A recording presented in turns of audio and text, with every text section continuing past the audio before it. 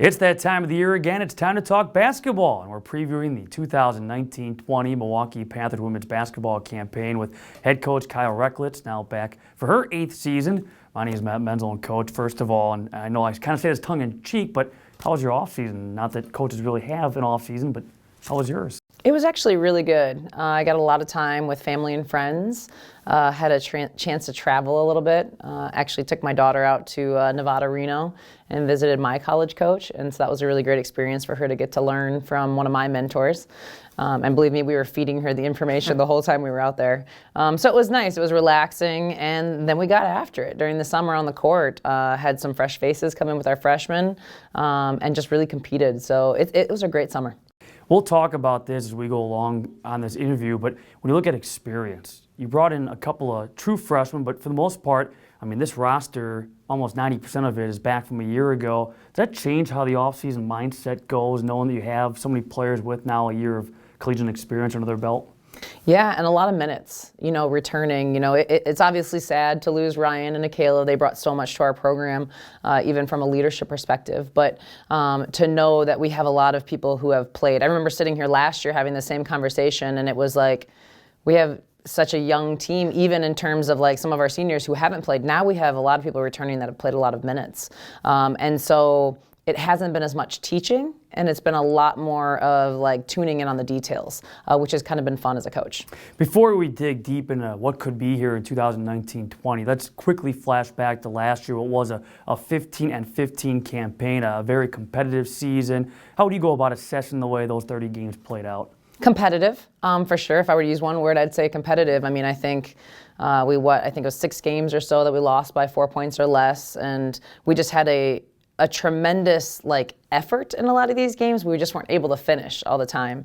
And that's what makes this year exciting, because all those people are returning, and hopefully the finishing will take place this year. But there were just so many close games. I felt like every game we went into, we competed.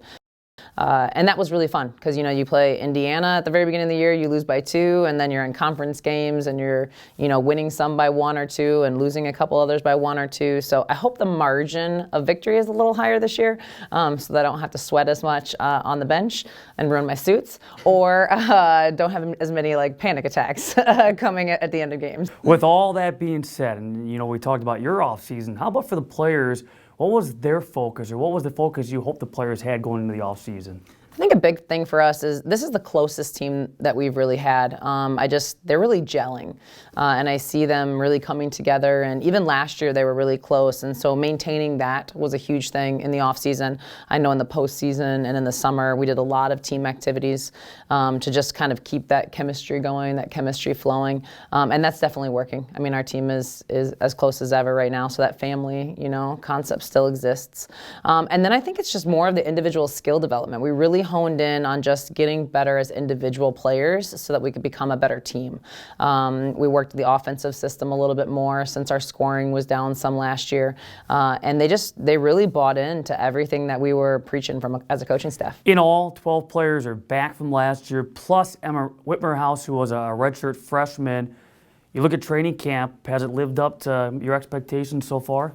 Yeah, for sure. I mean, honestly, every single practice they come out. I think there's only been one practice from summer to where we're at now where I can say it was a letdown.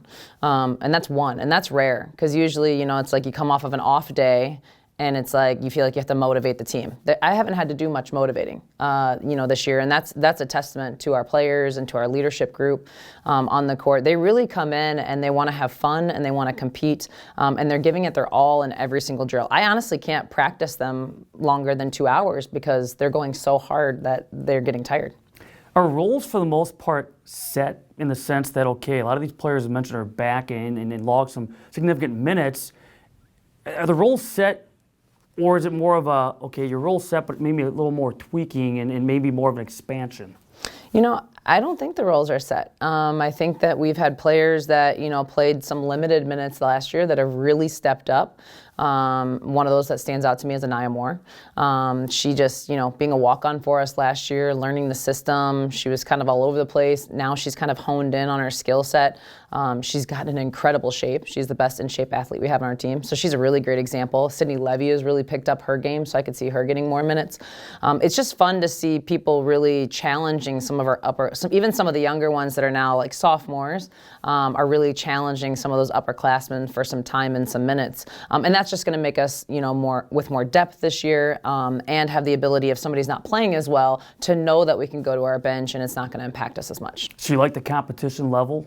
I do, and it's fun. And I think even the upperclassmen are enjoying the challenge because it's motivating them. They're not taking it personal; they're taking it as an opportunity for themselves to improve, but also for our team to improve.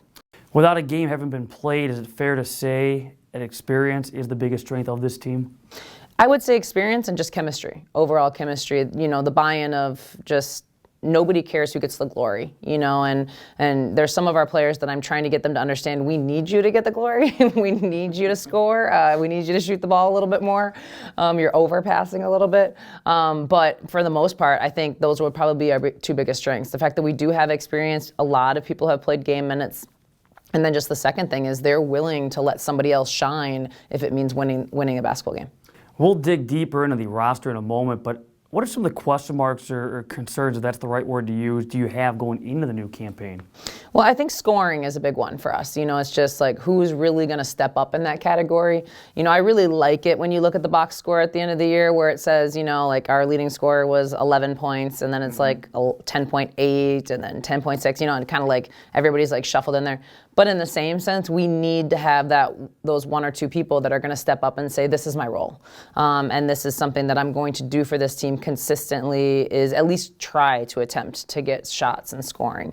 I feel sometimes we are a little too unselfish and we need to be a little bit more selfish in certain roles. So that worries me a little bit, is that scoring aspect. I'm guessing you use the word consistency. That's big too, because we saw that last year where there were certain players that had some big-time performances and all of a sudden they kind of went missing for a weekend and then came back and went missing again. You need that consistency. Yes, and it's nice to have a team that is reminding them of that. It's Jamie Wright is one of those examples. We need Jamie to score. We need Jamie to shoot. She's incredibly capable with her athleticism, and she has an ability that some of the other girls on the team don't necessarily have. And so it's nice to hear I'm not the only one out there saying, Jamie, you have to take that shot.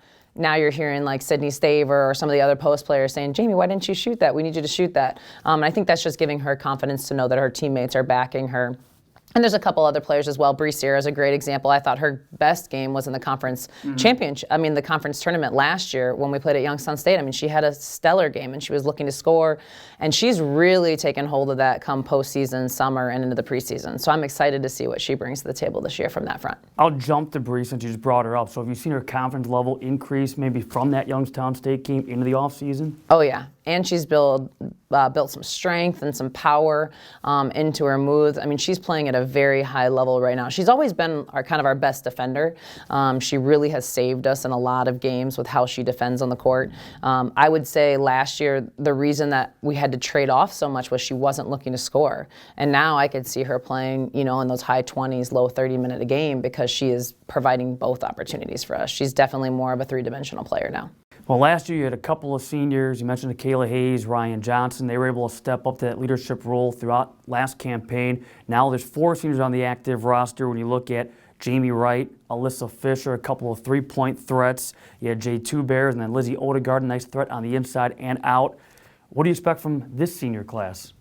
Well, they have a lot of experience. I can even start with Alyssa Fisher. She's in her 5th year with us and her 3rd year as a captain. And she's probably the best leader that I've ever coached in my entire 17 years of coaching. She is absolutely phenomenal in that sense. And so the leadership aspect with this group is very high. And they're challenging the underclassmen. They're not afraid to bring stuff up in practice that maybe even a little bit more sensitive. But they're also there for them on the outside. And Alyssa does a great job of that for us. Alyssa's knocking down shots. She's put on some strength. So they've really, all of them have bought into the, concept of like the weight and conditioning and, going into their senior year knowing this is kind of their last hurrah.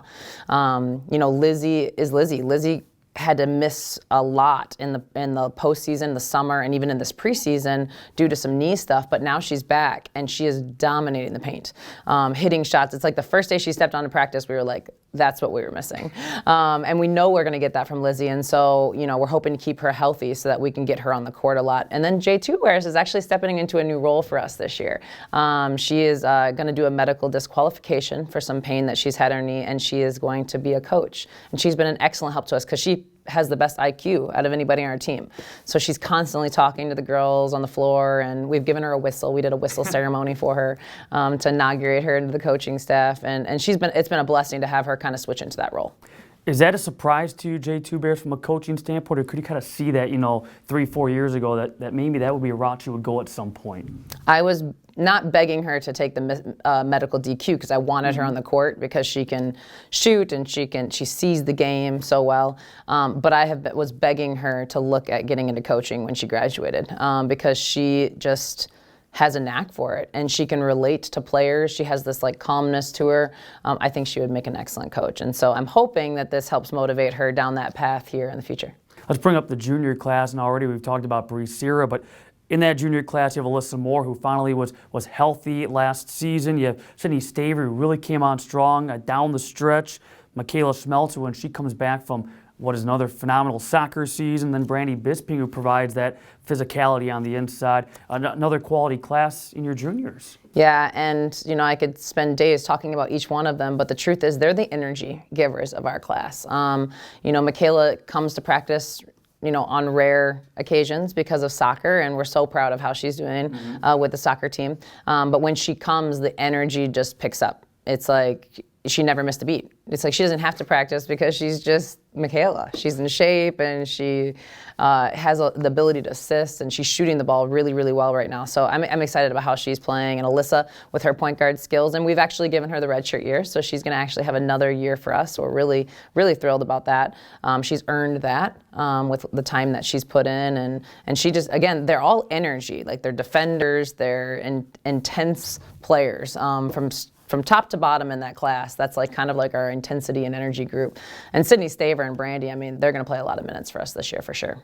As far as sophomores go, you mentioned Anaya Moore already and what she's now brought here in training camp. Sydney Levy with her three-point ability, and man, she took over a couple of games last year, saved the game at Detroit Mercy, and you have Megan Wallstad, all part of that sophomore class. Your thoughts on the steps now that class will take from one year to the next? Yeah, well, that's a high-level scoring class, especially when you look at Sydney Levy and Megan Wallstad, and a lot of people haven't seen what Anaya can do yet, and so I'm excited for that as well because she's got a really great pull-up jump shot. And so that class for us is obviously people we relied on a lot last year, and they've done a great job of getting themselves into shape.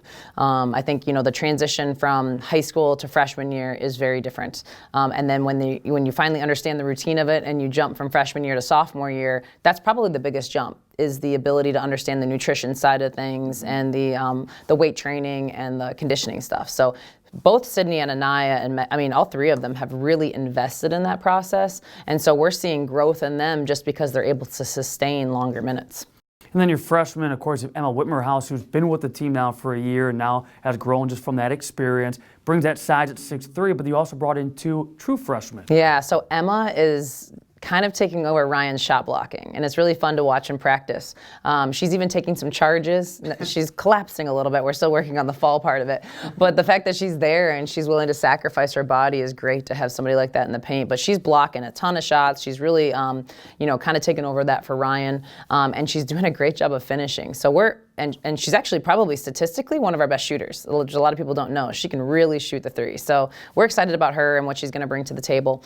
And then our two freshmen, they're adjusting. It's it is a process. But Tadri will definitely see minutes on the court this year.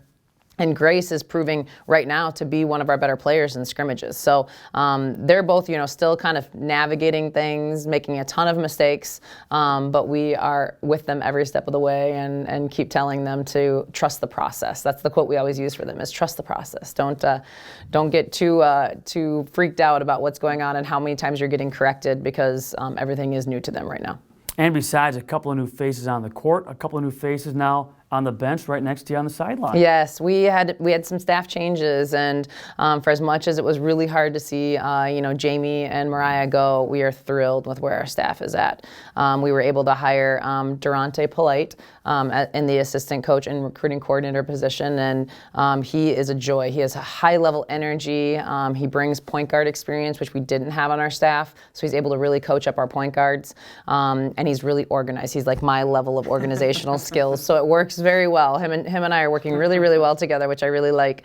And then we were able to hire Anya's sister, Aaliyah Covington, and she was a great player at St. Louis, an energy and toughness player, and she's bringing that same mentality to her job right now. So our staff is really gelling. I feel very, very strong about what we're bringing to our team, and I'm excited to kind of have all of us, bought into this season. As far as the schedule goes, okay, last year you mentioned that was maybe the toughest schedule you've put together. Oh, not so fast. Wait till you see this. And you look, October 30th, okay, the exhibition game against NAIA Viterbo, the home opener against Division II UW Parkside on November 6th. And, scheduling's tough, and I know you guys saw that firsthand this offseason. But following that Parkside game, 3 consecutive road games against Big Ten competition. Yeah, November is going to be a challenge, It's a challenge. But I'm excited about it. I'm ready for it. I think our team is ready for it. We kind of did a fun thing during the summer of how we were presenting it to them because they didn't know who we were playing. And so every day we would step into a practice, we would be like, all right, we're going to announce our next opponent, And so we started with Parkside, and they were excited to have a home game because we haven't always had a home game to start off the season. So that's really nice. And then then I was like, Purdue, and then got to the next practice in Minnesota. They're like, oh my God. And then Wisconsin, they're like, oh my God. It was so fun to see their reaction, and they're pumped about it, and they're going to take one game at a time, and we're on the road a lot in November. I mean, it is going to be a month of travel, but then we get a lot of home games in December right before we start conference, and so the biggest thing is to keep our confidence up, and to focus on the small moments, and on the building part of it, and making sure that we're continuously taking steps to get better. But yeah, we're definitely going to be road challenged right at the beginning of the season. Yeah, right before Thanksgiving, a big matchup against the Big East opponent in DePaul, a very good Blue Demons squad in Chicago. Then out east, the Big Apple and Columbia, the Saturday after Thanksgiving. You mentioned that stretch, though, in December, and I think, you look at that, and that's kind of, it's different. You get 6 straight home games that leads into conference play the entire month of December to wrap up the first semester, go into the winter break. You're going to be home sweet home, which hopefully, you build the right kind of confidence going into league play. Yeah, we were really, back and forth on how we wanted to do the schedule, and I think it actually worked out really well. In the end, it was tough because I wanted more home games in November to balance some of the schedule out. But in the long run of it, I think if we can, maintain confidence in November, find ways to find small victories or even large victories, which would be great, it's going to put us in a position where we can really run things going into conference and really take hold of our home court advantage. And so we need fans in the stands. We need, people to come out and support us because it's going to be a great month in December. I think it'll also help with the academic side. It's tough when you have finals right in there, traveling back and forth to places. So to know that they're going to be able to be home, they're sleeping in their own beds, their routine isn't going to change very much during that month. We could get into a really positive routine, and that's the goal. And what are the home dates during that stretch? December 8th against Marquette. They're coming back here to the K. But the conference opener, you talk about being challenged right out of the gate. The reigning regular season and tournament champion Wright State Raiders coming to town on December the 28th. First road conference test will be at Green Bay. Let's wrap it up by kind of looking at the Horizon League and I guess your early thoughts because, you have Wright State coming back after bringing home, as mentioned, both titles. We also have 3 schools that are coming off WNIT appearances. I think it's going to be very competitive. We definitely lost some really good seniors in the league. I think everybody lost, somebody that impacted their program. But the truth is that I think our league is really building. I see a lot of the younger classes and the recruits that people are getting, and they're high level. And so I really think it's going to be competitive this year. I don't think we're going to be able to walk into any game and say this is a win. Not a single game on the conference schedule is going to be like a check the box type game. We're going to have to be ready to compete, and the other teams are going to have to be ready to compete because I really do think it's anybody's conference championship. Well, as always, Coach, thanks a lot for your time. Best of luck this season. We want to see you at the K. Again, the season officially tips off. The first regular season game of the 48th year of Panther women's basketball comes your way November 6th at 7 p.m. against UW Parkside.